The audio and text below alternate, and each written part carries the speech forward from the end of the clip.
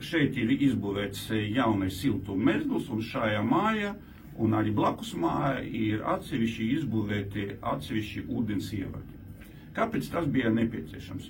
Jo atbilstoši normatīviem aktiem katrai mājai jābūt savam līgumam ar siltumenerģijas piegādātāju un savam līgumam ar ūdens piegādātāju.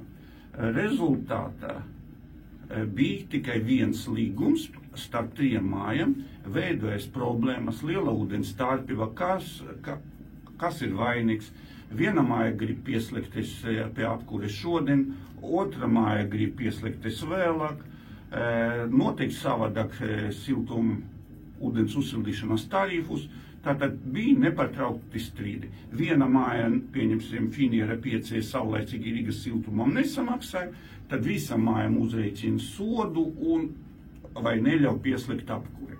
Rezultātā bija izstrādāts projekts, saskaņots ar visiem mājas īpašniekiem vieta, kur vajag pieslēgt, uzstādīt siltummezglu, izstrādāts projekts pa mājas ievadā izveidošanu Rīgas ūdenim, ar visam mājām tagad viņi sadalīti ir Finiera 5, Finiera 7, Finiera 9, ir savi līgumi par ūdens apgadi un kanalizāciju, un arī katrai mājai ir savs līgums pār siltumenerģijas piegadi.